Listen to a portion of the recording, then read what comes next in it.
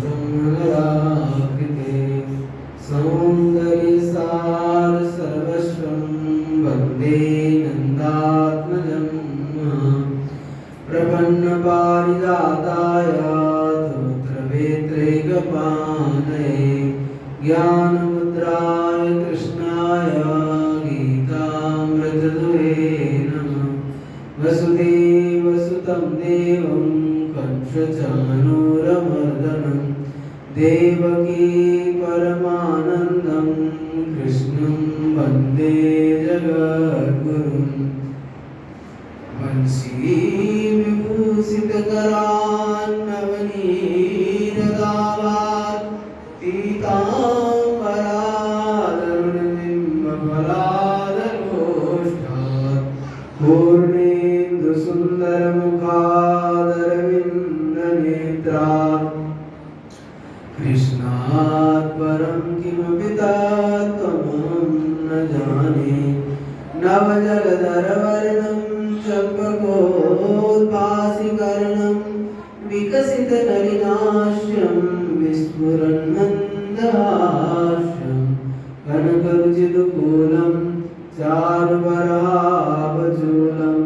कमपि निखिलसारं नौमि गोपीकुमारं वन्दे मुकुन्दमरविन्दजलायदाक्षं कुन्देन्दुशङ्खदशनं शिशुगोपवेशम् इन्द्रादिदेवगणवन्दितपादपीठं वृन्दावनालयमं वसुदेवसुतं ध्येयं सदा परिभवग्नमभीष्टदोहं तीर्थास्पदं शिवविरिञ्चिनुतं शरण्यं विद्यार्थिहं प्रणतपालभवाब्धिपोतं वन्दे महापुरुषते चरणारविन्दं। प्रह्लादनारदपराशरपुण्डरीका व्यासाम्बरीशशुकशौनकभीष्मदार्भ्यां नृपमाङ्गदार्जुनवसिष्ठविभीषणादीन् एतानहं परमभागवतान् नमामि। वाञ्छाकल्पतरुभ्यश्च कृपासिन्धुभ्यैव च पतितानां पावनेभ्यो श्रीवैष्णवेभ्यो नमो नमः। भक्त गुरु चतुर्नाम बपुए इनके पदवंदन के नाशे विघ्नानि। जय जय श्याम जय जय श्याम जय जय श्री वृंदावन धाम। जय जय श्याम जय जय श्याम जय जय श्री वृंदावन धाम। जय जय श्याम जय जय श्याम जय जय श्री वृंदावन धाम। जय जय श्याम जय जय श्याम जय जय श्री वृंदावन धाम। पावन राधे तेरो नाम पावन श्री वृंदावन धाम। पावन राधे तेरो नाम पावन श्री वृंदावन धाम।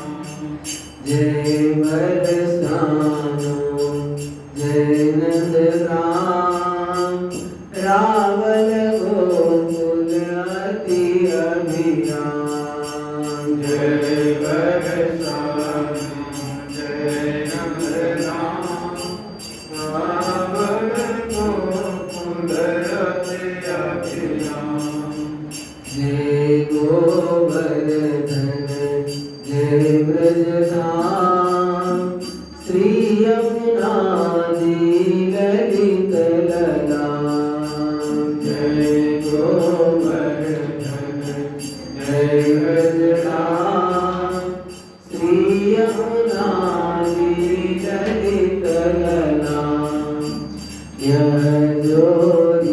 अभी चल अभिराम हृदय विराजो आठो याम जय जोगी अभी चल अभिराम हृदय विराजो आठो याम मेरी श्यामा मेरो श्याम मेरो श्री वृंदावन धाम मेरी श्यामा मेरो श्याम मेरो श्री वृंदावन धाम प्यारी श्यामा प्यारो श्याम प्यारो श्री वृंदावन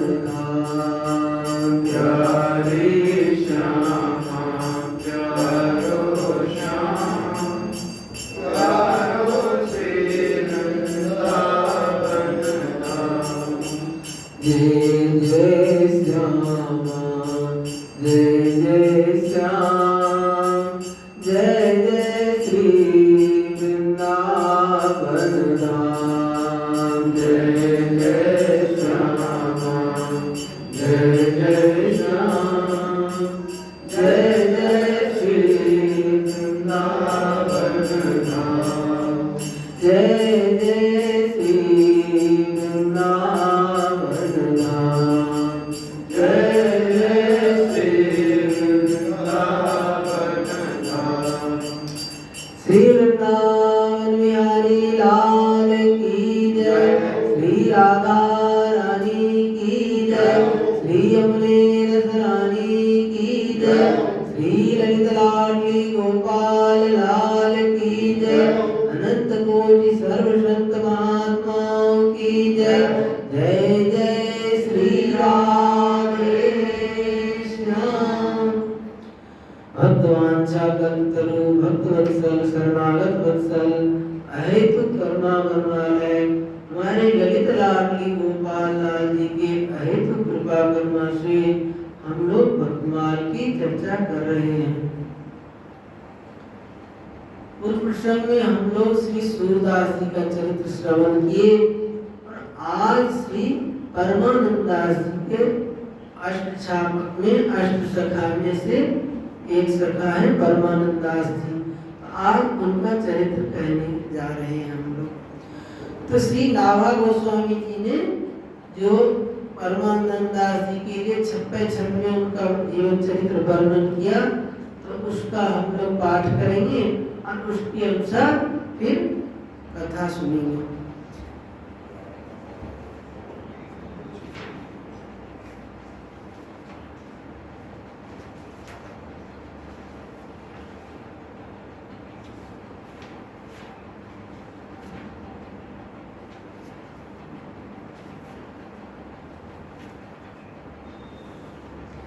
कहते ब्रज बधूरीति कलियुग विषय परमानंद भयो प्रेम कीत ब्रज बधूरीति कलियुग विषय परमानंद भयो प्रेम कीत पौगंड बाल कैसोर गोप लीला सब गाई अचरज काय बात उदो भइलो सखाई नयननि नीर प्रवाह नयननि नीर प्रवाह रहत रोमांच रहन दिन गद गद गिरा उदार गद गद गिरा उदार श्याम शोभा बीजोतन सारंग छापता की भई श्रवण सुनत आवेश देत ब्रजवधू रीति कलियुग विषय परमानंद भयो प्रेम के ब्रजवधू रीति कलियुग विषय परमानंद भयो प्रेम के। करे जो ब्रजवधू रीति कलियुग विषय,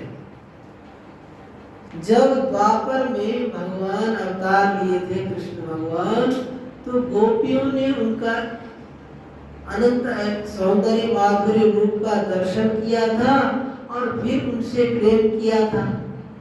लेकिन परमानंद दास जी कलयुग में, कठिन कलयुग, घोर कलयुग में केवल संतों के मुख से सुन करके और शास्त्रों में पढ़ करके वैसे गोपियों के तरह प्रेम कलयुग में परमानंद दास जी भगवान से किए। तो कह रहे हैं ये कोई आश्चर्य की बात नहीं है। पहले कह रहे हैं कलयुग विषय, कलयुग में भयंकर कलिकाल में देखते हैं दोषों का प्राबल्य है, जहाँ देखो तहाँ झूठ कपट बेईमानी। इस समय में भगवान के तरफ लगना कठिन काम है। लेकिन फिर भी इन्होंने जैसे गोपियों का प्रेम था वैसे, जैसे द्वापर में किए थे वैसे कलयुग में वैसा प्रेम किए। पर इसमें कोई आश्चर्य की बात नहीं है। क्यों कि कह रहे जो उन्होंने परमानंद दास जी महाराज ने पौगंड बाल कैशोर, बाल अवस्था का और पौगंड अवस्था का और किशोर अवस्था का सबका पद गाए। पर ये कोई आश्चर्य की बात नहीं है। क्योंकि होत अचरज कहा यह बात हो तो पहले जो सखा है, क्योंकि ये साक्षात भगवान के सखा ही है, पिछले जन्म के तो सखा ही है, तो इसलिए इसमें प्रेम के लिए कोई नई बात नहीं है। अरे नयन नीर प्रवाह रहत रोमांच रहन दी। परमानंद दास जी महाराज विरह के पद बहुत गाए हैं, इनका वर्णन आगे आएगा। बहुत विरह के पद गाए हैं। तो कह रहे हैं इनका पद गा करके लोग एकदम, ये तो खुद पद गा गा करके इनकी प्रेमाश्रु झरता ही था, और जो लोग इनके पद को गाते हैं वो भी प्रेम में विभोर हो जाते हैं। अरे नयन नीर प्रवाह रहत रोमांच रैन दी, और गदगद गिरा उदार श्याम शोभा भीज्योतन। इनके पद को गा करके गदगद हो जाती, जैसे भागवत में आता है ना, बाप गदगदा द्रवते यस्य चित्तम रुदत्ते भीष्णम हसति क्वचिच्च विलज्य उद्गायति नृत्यते च मद भक्ति युक्तो बोधम पुनाति। भगवान के प्रेम में जब उनके भगवान के प्रति प्रेम उत्पन्न होता है तो वाणी गदगद हो जाता है। बाप गदगदा द्रवते यस्य, हृदय द्रवित हो जाता है। द्रवते यस्य चित्तम रुदत्ते भीष्णम हसति क्वचिच्च। कभी कभी वो भक्त है जोर जोर से रोने लग जाता है, और कभी लज्जा छोड़ करके हंसने लग जाता है। रुदत्ते भीष्णम हसति क्वचिच्च विलज्य उद्गायति नृत्यते, जो कभी नाचने लग जाता है।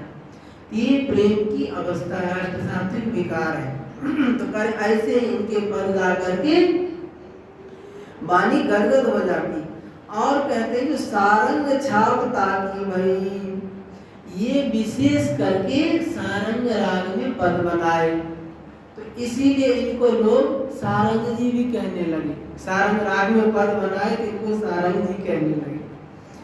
कह रहे ये विरह के पद ऐसे गाते थे। एक बार की बात है, ये वल्लभाचार्य महाप्रभु, इनका जब विरह कब तक था, जब तक वल्लभाचार्य महाप्रभु का दर्शन नहीं किए थे तब तक ये विरह के पद गाते थे। और जब वल्लभाचार्य महाप्रभु का दर्शन हो गया तब से फिर इनका नित्य संयोग का पद, भगवान साक्षात दर्शन के होता है, वियोग मतलब भगवान के वियोग में पद गाना। और एक नित्य संयोग, जैसे चैतन्य महाप्रभु की गौड़ीय संप्रदाय में देखेंगे विरह भाव को ज्यादा मुख्यता देते, और जैसे राधा वाला संप्रदाय में देखिए तो नित्य नित्य लीला, जैसे सदा एक होता है परकीय भाव और एक होता है स्वकीय भाव। परकीय भाव में क्या होता है, जैसे एक कन्या और एक स्त्री और एक पुरुष, साधारण दृष्टि से देखिए तो जब तक उसका विवाह नहीं हुआ होता है तब तक कैसा प्रेम करता है, छिप छिप के मिलता है, तो वो जो प्रेम होता है उसको कहते हैं परकीय भाव। और जब विवाह हो गया उसके बाद जो प्रेम होता है तो उसको स्वकीय, वो हर समय ही जैसे राधा वाला संप्रदाय में नित्य ही मिलन रहता है, कभी वियोग होता ही नहीं, वहाँ नित्य ही कुंज में विराजमान रहते और हर समय साथ में ही रहते। तो इसको कहते नित्य संयोग भाव। तो परमानंद जी महाराज जो हैं विरह के पद बहुत गाए, तो उसमें वल्लभाचार्य महाप्रभु के सामने में एक बार वो विरह का पद गाए। विरह का पद क्या गाए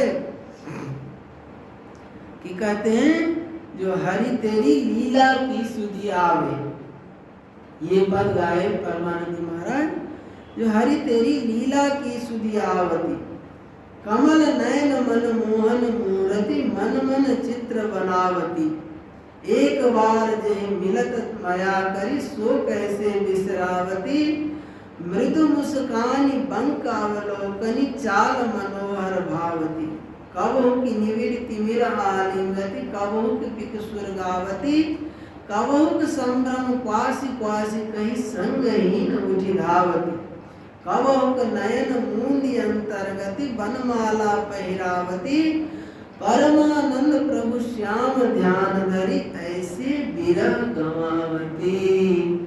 अब इस पद को सुन करके वल्लभाचार्य महाप्रभु को 3 दिन तक समाधि लगा रहा। उस विरह भाव में ऐसे भावित हो गए, उनको कुछ सुध बुध नहीं रहा, 3 दिन तक वैसे ही समाधि स्थिर अचेत अवस्था में रहे। तो इस प्रकार कहते हैं जो श्री परमानंद दास जी महाराज का प्रादुर्भाव कन्नौज में लखनऊ के आसपास में कन्नौज पड़ता है, तो कह रहे कान्य कुंज ब्राह्मण कुल में विक्रम संवत 1550 के आसपास इनका प्राकट्य हुआ। मार्गशीर्ष शुक्ल पक्ष सप्तमी तिथि को, और जिस दिन इनका जन्म हुआ उसी दिन इनके पिता को कोई बहुत सा धन दिए, तो धन मिलने से खुशी मिला, आनंद मिला, तो आनंद के नाम पर इनका नाम ही परमानंद रख दिए। अब कह रहे हैं इसका नाम परमानंद रखूंगा। और क्या हुआ, संयोग से ग्रह नक्षत्र मिलाए तो ज्योतिष के अनुसार वो जो जन्म कुंडली होता है उसमें संयोग से ही परमानंद ही नाम आया। तो कह रहे हैं तो जब अब इनको जो है यथा समय यज्ञोपवीत संस्कार संपन्न हुआ और पिता ने इनको साहित्य और संगीत की अच्छी शिक्षा दिलाई। ये घर पर ही बड़े सुंदर सुंदर पद बनाते और सुमधुर स्वर में गाते थे। जन समाज में इनको स्वामी जी के नाम से इनकी ख्याति थी। श्री सूरदास जी महाराज को भी बहुत शिष्य बने थे और उनको भी स्वामी जी कहते थे। और परमानंद दास जी भी छोटे अवस्था में से साहित्य का और संगीत का ज्ञान होने के कारण इनको सब संगीत गाते थे, तो इनको स्वामी जी कहने लग गए थे। अब एक समय कन्नौज में बड़ा भीषण अकाल पड़ा। इनके पिता के पास प्रचुर धन था। वहां के राजा को जब इस बात का पता लगा तो उसके पिता का सब धन लूट लिया। इनके पिता का सब धन राजा ने लूट लिया। अब पिता माता बड़े दुखी हुए। वे इनसे बोले कि हम तुम्हारा विवाह भी न कर पाए और धन सब चला गया, अतः तुम कुछ धन संग्रह करो। तुम गुणी गायक हो तो तुम्हारे पास द्रव्य आता रहता है। इन्होंने पिता को समझाया कि मुझे ब्याह नहीं करना है और धन का संग्रह करना ठीक नहीं है। आपने जन्म भर जोर बटोर के धन इकट्ठा किया, स्वामी जी महाराज कहते हैं तो जोरी जोरी धन कृपन जन मान रहे मन मोर मधुमक्खी जो मोर मन तीरथ कान की गोर। ऐसे ही जन्म भर का धन संग्रह करके रखे थे और राजा एक साथ के लूट के ले गया। तो इसीलिए धन संग्रह करना अच्छा नहीं, उनको समझाए करें जो यूं ही चला गया, केवल क्लेश मात्र हाथ लगा। अतः हम तो धन संग्रह करने से बाज आए, हम तो धन संग्रह नहीं करेंगे। परमानंद दास जी ने कहा तो आप अपने आप जो कुछ मिल जाएगा उसे साधु ब्राह्मण की सेवा में लगाऊंगा। कहते हैं प्राप्तव्यमर्थम लभते मनुष्यो देवो पितम लंघयतुं न शक्य तस्मात् न सोचामि न विस्मयो में यदस्मदीयं नहीं तत्परेषां। जैसे मेरे को बुखार आने वाला मेरे को ही आता है, दूसरे को नहीं आ जाता है, ऐसे ही हमको धन मिलने वाला हमको ही मिलेगा, दूसरे को नहीं मिलेगा। इसीलिए ऐसा सोच करके करें प्राप्त विमर्थम लभते मनुष्यो देवो पितम लंघयतुं न शक्यं।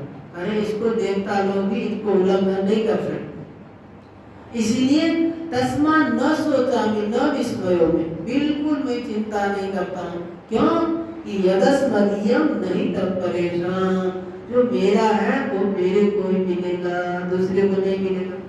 एक कहानी आती है, एक सज्जन थे, वो घर बना करके और दूसरे जगह चले गए। जैसे यहाँ वृंदावन में देखते कई सेठ अपना मकान बना लेते और अपने शहर में चले जाते, मकान ऐसे पड़ा रहता। तो मकान खाली पड़ा था, तो खाली जगह में भूत प्रेत का अड्डा हो गया, भूत प्रेत आके रहने लगा। अब कुछ दिन के बाद वो आदमी अपना घर में आया, तो घर में आया तो जब दिन भर तो नहीं रहता, दिन भर ठीक से रहता, रात में जब सोता तो उसको भूत आकर के उसको डराता। तो डराता तो उसको कहे वो आदमी तो भाई दिन भर तुम लोग कहाँ जाते हो, रात में आकर के हमको तंग करते हो करके दिन भर हम लोग का जो है सवाल लगता है, वहाँ पे जाते, ड्यूटी है वहाँ पे जाते हैं, ब्रह्मा जी के पास जाया करते हैं। तो कहे जो भाई ऐसा करो, हमारा काम कर दो, जाके ब्रह्मा को जब रात को उसको डराते ना तो उसको कहे तो जाओ ब्रह्मा जी से पूछना हमारे आयु में से या तो एक दिन बढ़ा दे उम्र को या एक दिन घटा दे। तो जाके कहे ठीक है हम पूछ के आएंगे। और ब्रह्मा जी के पास गए, ब्रह्मा जी से पूछे जो महाराज वैसे कहा है कि या तो हमारे उम्र में से एक दिन बढ़ा दो चाहे एक दिन घटा दो। तो ब्रह्मा जी कहे नहीं ऐसे नहीं होता है, जो लिख दिया गया वही होता है। तो वो आकर के इनको बताया, जो ब्रह्मा जी ने ऐसा कहा जो उम्र लिखा हुआ है वही होगा। फिर वो जो है एकदम जोर से उसको कहा भागो जैसे, काय को डराते हो हमको, जब लिखा हुआ है वही होगा तो तुम डराने से क्या होगा। जब वो भूत को भगा दिया। तो कहने का तात्पर्य जो हमारे भाग्य में लिखा हुआ है वो अवश्य अवश्य होगा, इसलिए चिंता करने से कुछ नहीं हुआ। इसलिए निश्चिंत हो जाए, भगवान की शरण हो करके निश्चिंत हो जाए। प्रारब्ध पहले रचा पीछे रचा शरीर, तुलसी चिंता क्यों करे बदले श्री रघुवीर। भगवान जब बालकपन में जब दांत नहीं था, हाथ पैर काम नहीं करता, तब भी माँ के जन्म लेने से पहले माँ के स्तन में दूध आ जाता है, पहले से भगवान प्रबंध करके रखते। फिर हम लोग जो है चिंता करते जो भोजनाच्छादने चिंता वृथा कुर्वन्ति वैष्णवा यो ही विश्वम्भरो देवो सखी ममतां प्रेक्षति। अरे जो वैष्णव लोग भोजन का निर्वाह का चिंता व्यर्थ ही करते। क्यों कि करे यो ही विश्वम्भरो देवो सखी ममतां प्रेक्षति। जिस भगवान का नाम विश्वम्भर है, विश्व भर का पालन करते हैं, वो क्या भक्तों का पालन नहीं करेंगे? जो भगवान का भजन करेंगे उसका पालन नहीं करेंगे। एक कथा आती है, जो रुक्मिणी जी एक बार भगवान का परीक्षा लेने के लिए भगवान से पूछे, भगवान आप प्रभु आप सबको भोजन दे दिए? हाँ सबको भोजन दे दिए। असंजोग से रुक्मिणी जी परीक्षा करने के लिए क्या की, एक कीड़ी को डिब्बी में बंद कर ली। अगर हम देखते भगवान कैसे सबको भोजन देते। और जब डिब्बी में बंद कर रही थी तो उनकी रुक्मिणी जी के तिलक में चावल लगा हुआ था, वो चावल वो डिब्बी में गिर गया और कीड़ी जो है आराम से चावल खा रहा है। तो परीक्षा करने के लिए जब भगवान से पूछे तो क्या सबको दे दिए भोजन। तो वो डिब्बी आके खोली, देखते हैं डिब्बी में कैसे खाने दिए भगवान। तो देख रहे उसमें चावल पड़ा है, चावल खा रहे की। तो रुक्मिणी जी को विश्वास हो गया जो वो प्रभु सबका पालन पोषण करते हैं। तो कहने का तात्पर्य हम क्या कह रहे थे,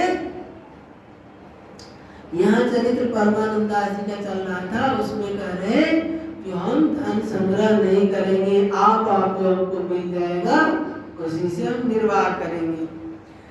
करे इतना आप धन संग्रह किए थे, सब एक साथ में चला गया, इसीलिए हम नहीं संग्रह करेंगे और उसे साधु ब्राह्मणों की सेवा में लगाऊंगा। आप लोग भी धन का मोह छोड़कर चुपचाप भगवान का भजन कीजिए। पिताजी को भी समझाए तो आप लोग भी धन संग्रह के चक्कर में मत पड़िए और भगवान का भजन करिए। तो भगवान सब योगक्षेम स्वयं दान करते हैं। गीताजी में भगवान ने स्वयं कहा कि अनन्यास चिन्तयन्तो मां ये जना पर्युपासते तेषां नित्याभियुक्तानां योगक्षेमं वहाम्यहम्। भगवान कहते जो अनन्य पूर्वक हमारा भजन में लग जाता है उसका योगक्षेम मतलब अप्राप्त की प्राप्ति और प्राप्त की रक्षा, ये दोनों ही भगवान करते हैं, योगक्षेम वहन करते हैं। परंतु पिता को इतना धैर्य नहीं था, अतः हुआ तो धन कमाने परदेश चले गए। और इधर श्री परमानंदास जी ने कीर्तनकारों का समाज एकत्रित किया और रात दिन भगवान के नाम गुणगान में मग्न रहने लगे। इस एक बार श्री परमानंदास जी मकर संक्रांति के समय तीर्थराज प्रयाग आए हुए थे।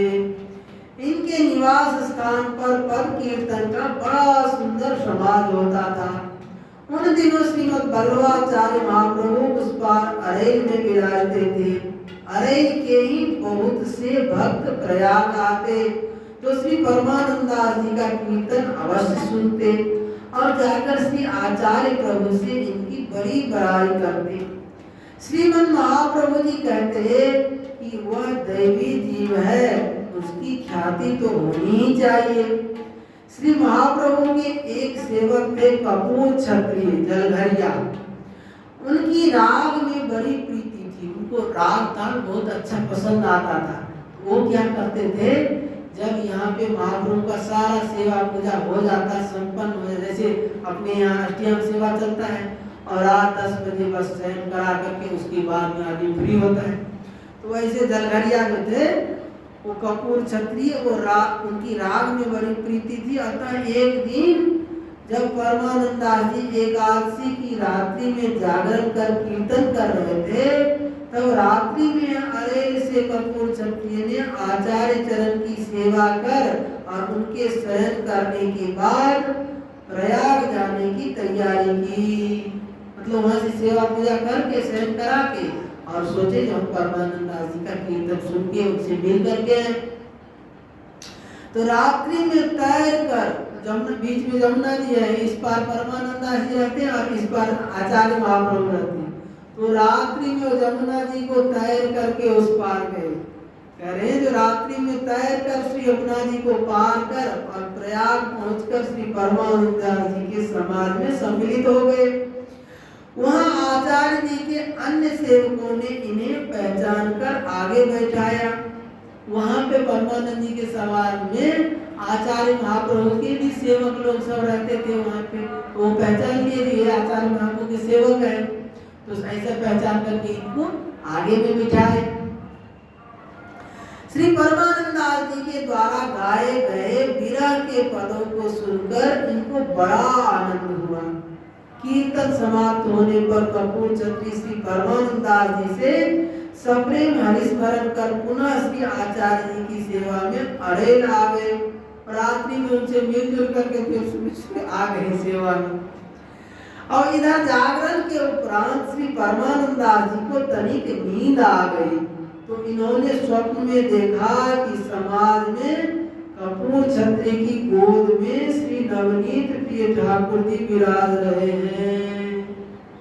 जो आचार्य महाप्रभु के सेवक थे कपूर छत्री, वो परमानंद जी से मिलने आए थे। तो ये स्वप्न में देख रहे हैं जो श्री नवनीत प्रिय जी कपूर छत्री के गोद में बैठे हैं।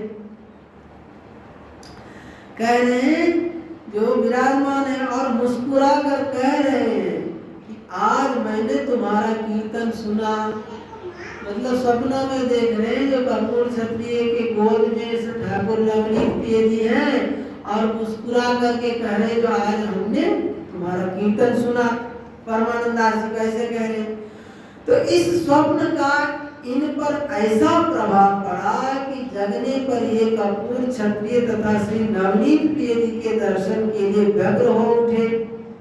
प्रातः काल होते ही वे अरेल आए और उस समय श्री आचार्य महाप्रभु की यमुना स्नान कर प्रातः संध्या कर रहे थे। श्री परमानंद दास जी को प्रभु साक्षात श्री कृष्ण रूप में दिखलाई पड़े। इन्होंने उसी समय मन में श्री आचार्य चरणों की शरण ग्रहण करने का निश्चय कर लिया, परंतु कहने का साहस नहीं हुआ। इतने में श्री आचार्य महाप्रभु ने स्वयं कृपा करके इनको भगवत लीला का पद गाने को कहा, तो इन्होंने विरह के पद गाए। तब श्री महाप्रभु ने इनसे बाल लीला के पद गाने को कहा, क्योंकि विरह के पद ज्यादा बनाए हैं और विरह के पद ज्यादा गाते थे। तो इनको कहा बाल लीला के पद गाने को। तो इन्होंने उनमें अपनी अनभिज्ञता प्रकट की। जैसे सूरदास जी महाराज अपने दैन्यता का ही पद गाते थे, जो नाथ हूँ सब पतितन को ठीक हो, नाथ में सब पतितन को नायक, ऐसे सूरदास जी गाते थे दैन्य भरे पद। तो महाप्रभु के कहीं सूरदास होकर के आप तो सूरवीर है और क्या भगवान के सामने घिघिया रहे हैं। तो फिर महाप्रभु ने उनको शिष्य बनाया और भगवत लीलाओं का अनुभव कराया। जब भागवत के अनुक्रमण क्या सुनाए तब सारी लीला उनके हृदय में प्रकट हुआ। ऐसे ही परमानंद दास जी को जब भगवान की बाल लीला गाने के लिए कहे तो उन्होंने कही हमको कुछ अनुभव ही नहीं है, हम क्या गाए, करे अपनी अनभिज्ञता प्रकट की। तब आचार्य श्री ने आज्ञा दी कि तुम श्री यमुना स्नान कराओ और हम तुम्हें समझा देंगे। श्री यमुना स्नान के समय ही उन्हें कपूर क्षत्रिय भी मिल गए और उन्होंने उनसे रात्रि के स्वप्न का वृत्तांत बताकर बड़ी कृतज्ञता प्रकट की। कपूर क्षत्रिय जो गए थे उनके दर्शन करने, वो भी स्नान करते समय मिल गए, तो उनको बताए वो बात, स्वप्न की बात, और उनके प्रति अपनी कृतज्ञता प्रकट की। बड़ी कृपा की हमारे को आपके गोद में ठाकुर जी का दर्शन हुआ। अब कपूर क्षत्रिय ने इसे श्री आचार्य महाप्रभु की कृपा बताई और शीघ्र शरणागति के लिए प्रोत्साहित किया। ये स्नान कर श्री आचार्य चरणों में उपस्थित हुए। उन्होंने श्री नवनीत प्रिय के शरणों की भगवत नाम सुनाकर ब्रह्म संबंध की दीक्षा दी और भगवान की बाल लीला की स्फूर्ति के लिए श्रीमद् भागवत दशम स्कंद की अनुक्रमणिका सुनाई। इनको भी वही भागवत का अनुक्रमणिका सुनाए।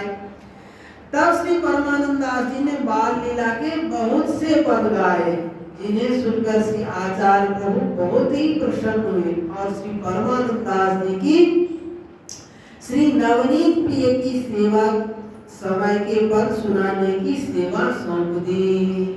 जैसे श्रीनाथ जी की सेवा में सूरदास जी थे, अष्टयाम पूरे सुबह मंगला से लेकर शरणार्थी तक सब का पद गाते थे। ऐसे नवनीत प्रिय श्रीनाथ जी का कोई दर्शन किए होंगे तो श्रीनाथ जी का मंदिर है और वही बगल में नवनीत प्रिय जी का है।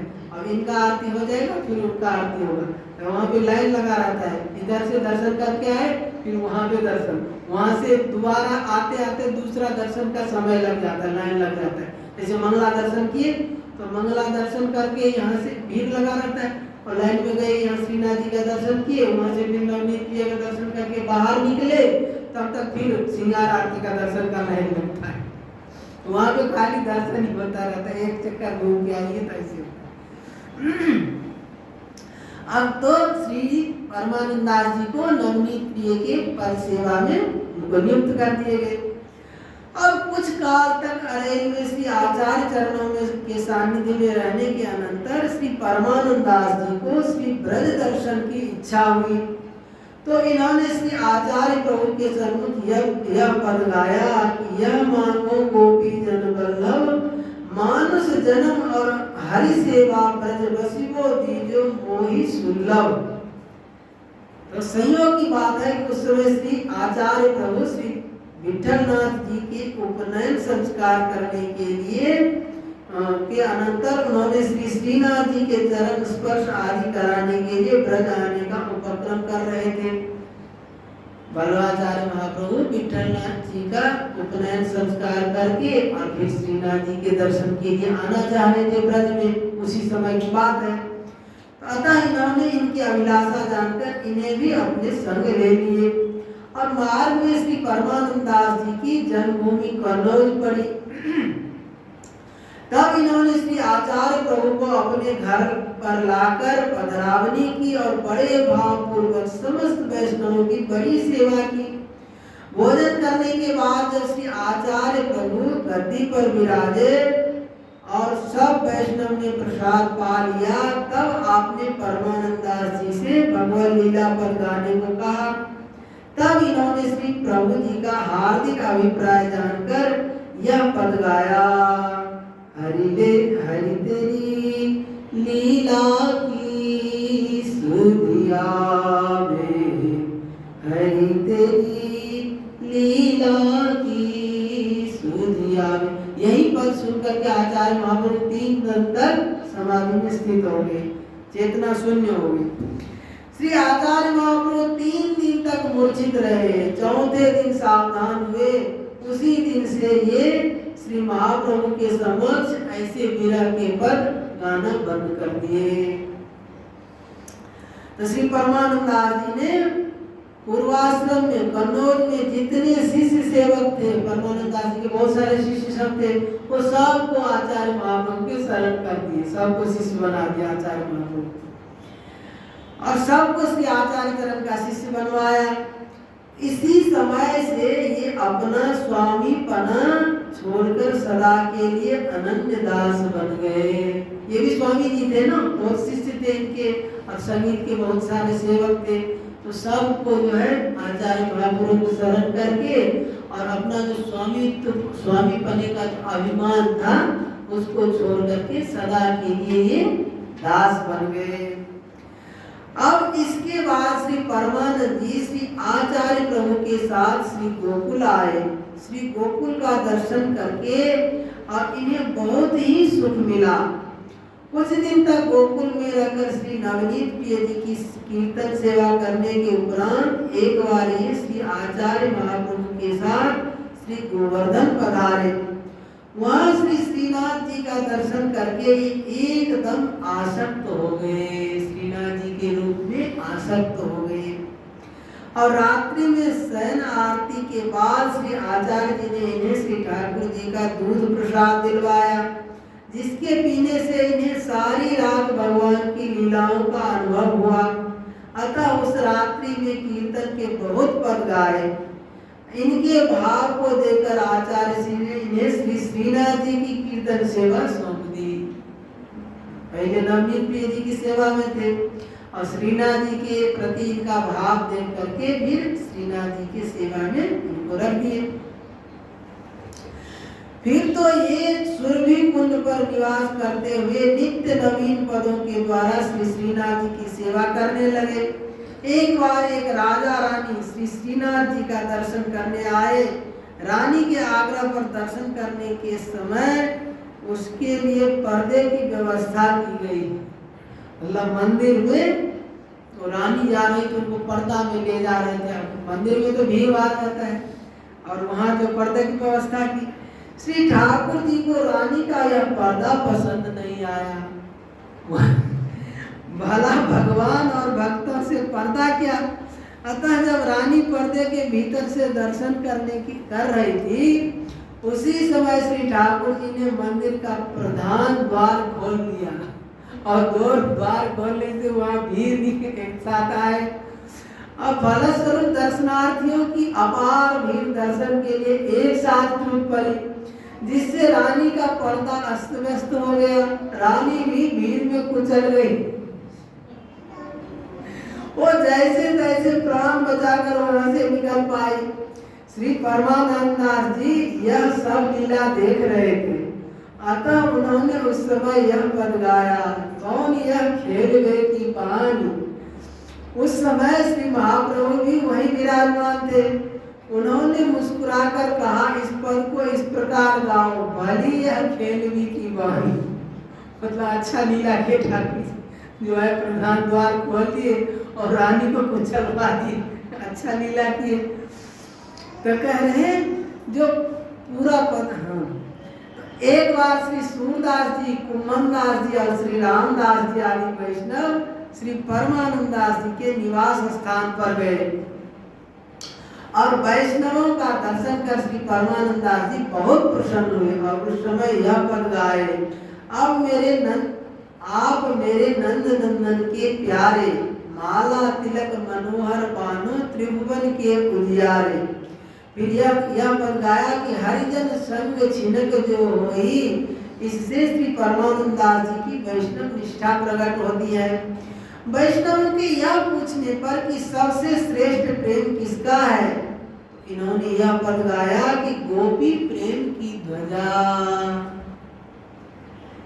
ब्रजजन सम धर पर को नाही, समय समय पर श्री परमानंद दास जी श्री नवनीत प्रिय जी का दर्शन करने गोकुल भी जाया करते थे, परंतु श्री गोकुल और गोवर्धन छोड़कर जीवन भर अन्यत्र कहीं नहीं गए।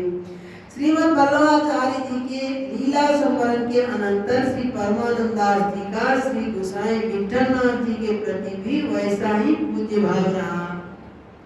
वल्लभाचार्य महाप्रभु के पुत्र हैं श्री विठलनाथ जी, तो जब आचार्य महाप्रभु धाम पधार गए, नित्य लीला में प्रवेश कर गए, तो वही भाव फिर उनके पुत्र जो थे वल्लभाचार्य विठलनाथ जी, उनके प्रति वैसा ही भाव रहा। तो श्री गोसाई जी भी इन पर परम अनुग्रह करते। इस प्रकार संपूर्ण जीवन भगवान की सेवा में समर्पण कर परमानंद दास जी ने 1641 भाद्रपद कृष्ण पक्ष नवमी तिथि को मध्याह्न के समय लीला संवरण किया।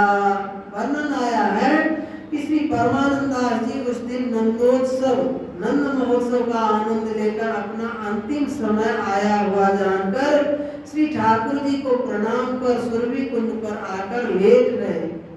इधर जब गोसाई जी राजभोग के समय इनको नहीं देखे तो वैष्णवों से पूछे, तब एक वैष्णव ने इनकी स्थिति निवेदन की। फिर तो गोसाई जी शीघ्रता पूर्वक वैष्णवों को साथ लेकर इनके समीप पधारे और इनका सिर अपनी गोद में लेकर अपना श्री कर कमल इनके सिर पर फेरने लगे। श्री परमानंद दास जी श्री गोसाई जी की इस अकारण भक्तवत्सलता को देखकर एकदम द्रवीभूत होकर श्री गोसाई जी को साष्टांग दंडवत प्रणाम किया और उन्हें साक्षात श्री कृष्ण स्वरूप मानकर भाव विभोर होकर यह पद गाए, प्रीति तो नंद नंदन सो कीजय, संपत्ति विपत्ति परे प्रतिपालय, कृपावलोकन कीजय, परम उदार चतुर चिंतामणि सुमिरन सेवा माने, हस्त कमल की छाया राखे अंतर गति की जाने, वेद भागवत ही जो सुगायो प्रियो भगत को भायो, परमानंद इंद्र को वैभव विप्र सुदामा पायो।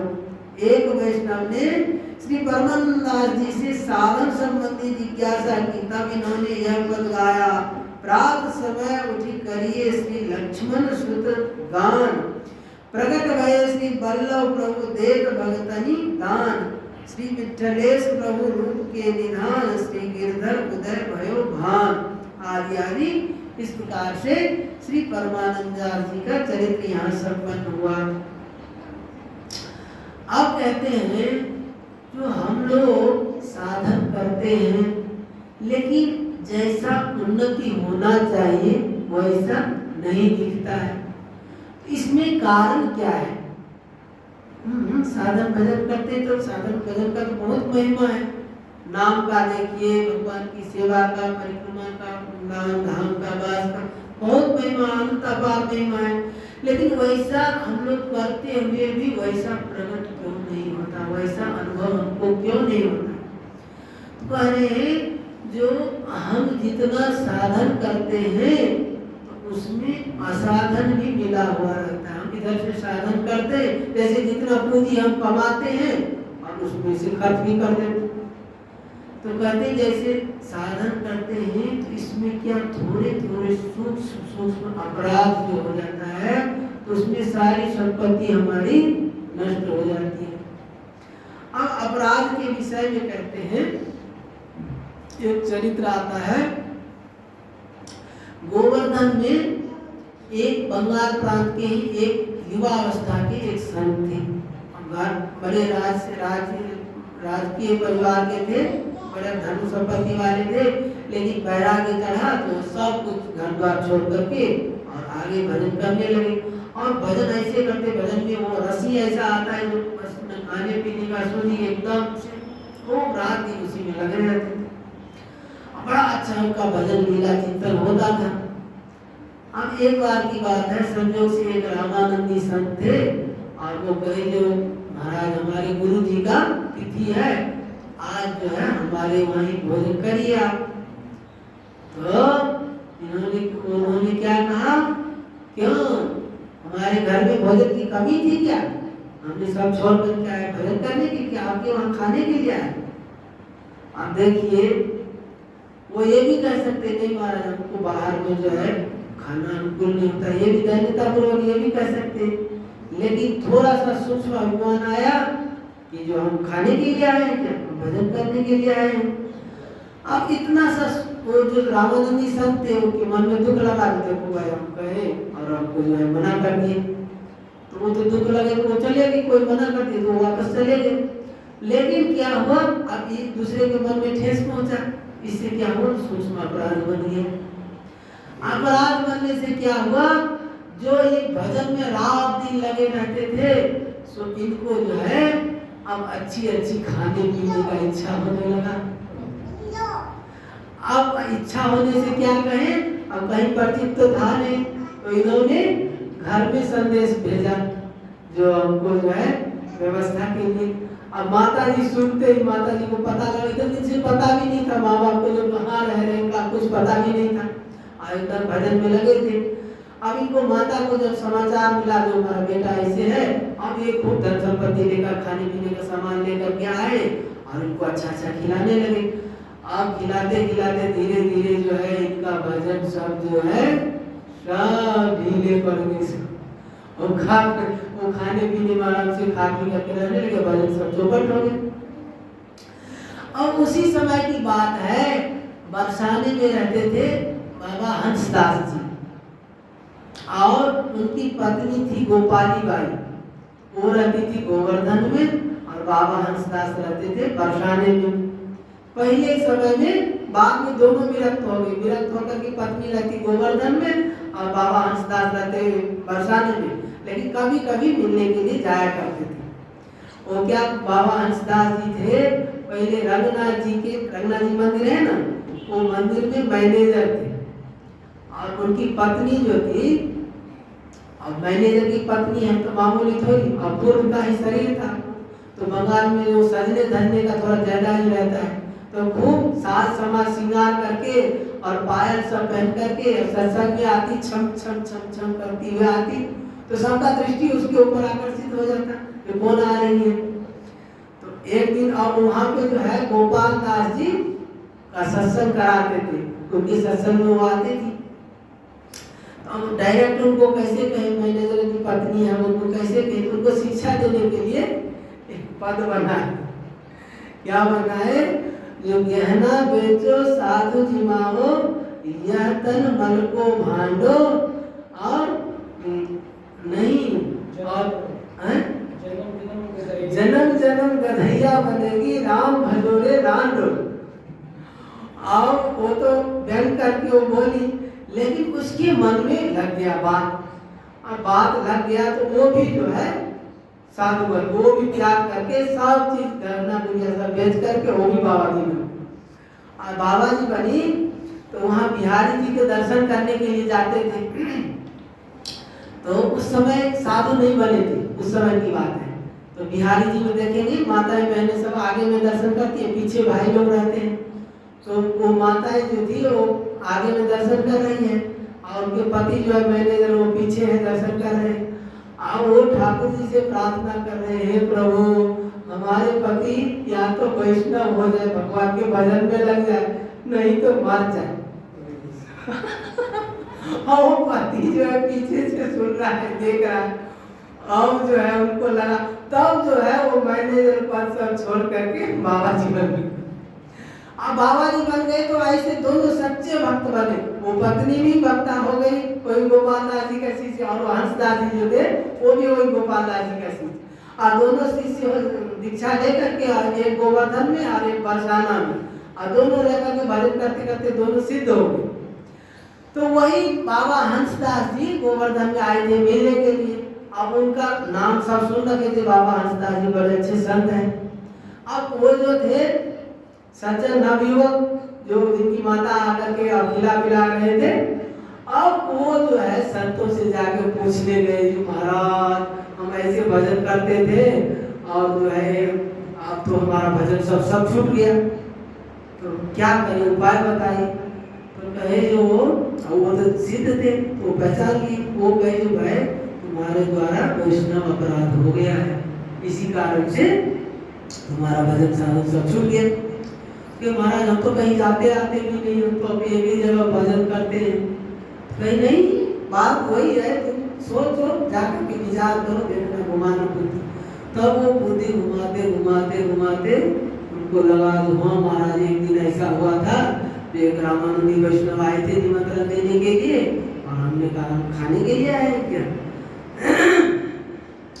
तब जो है उसको लेकर के बाबा हंसदास उसी रामानंदी संत के पास गए और जाकर के उनसे क्षमा मंगवाए, कहे महाराज क्षमा कर दो आप।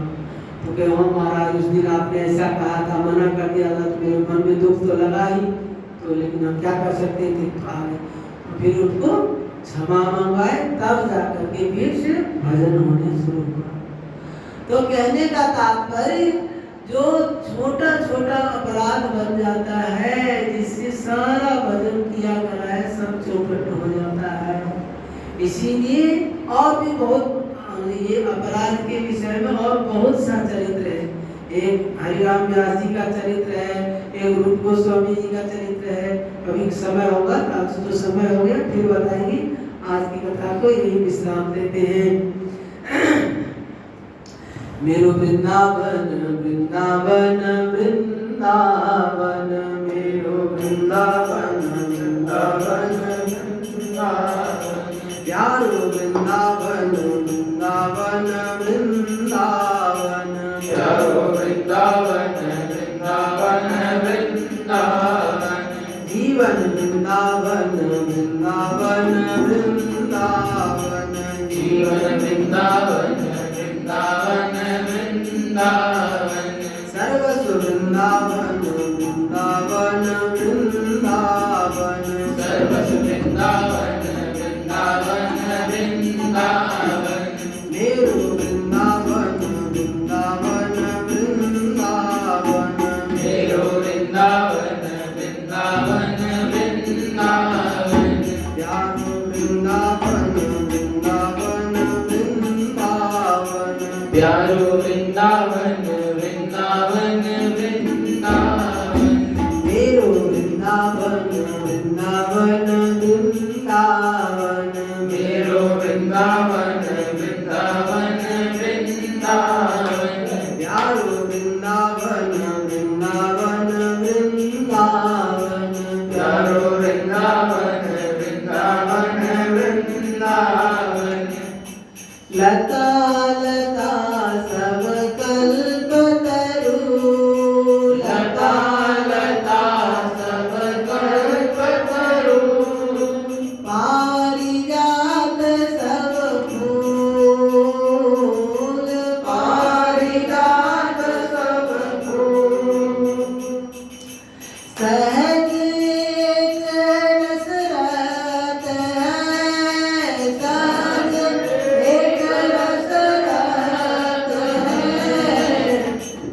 खटखट यमुना कूल, खटखट यमुना कूल, मेरो वृंदावन वृंदावन वृंदावन, मेरो वृंदावन वृंदावन वृंदावन, प्यारो वृंदावन वृंदावन वृंदावन, प्यारो वृंदावन वृंदावन वृंदावन, जीवन वृंदावन वृंदावन वृंदावन, जीवन वृंदावन वृंदावन वृंदावन, गावत वृंदा विपिन गुना, गावत वृंदा विपिन गुना, नवल लाड लीला,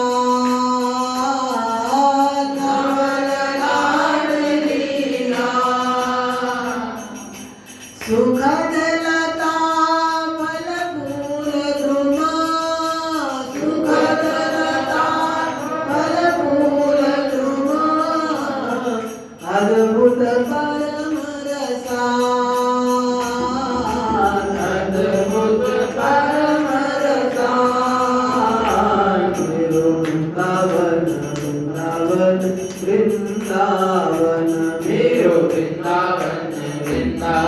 वृंदावन वृंदावन, प्यारो वृंदावन वृंदावन वृंदावन, प्यारो वृंदावन वृंदावन वृंदावन, जीवन वृंदावन वृंदावन वृंदावन, जीवन वृंदावन वृंदावन वृंदावन, सर्वस्व वृंदावन वृंदावन वृंदावन, सर्वस्व वृंदावन वृंदावन वृंदावन, श्री वृंदावन धाम की जय, श्री राधा रानी की जय, श्री अमृत रस रानी की जय, श्री ललित लाडली गोपाल लाल की जय, अनंत कोटि सर्व संत महात्माओं की जय, जय जय श्री राम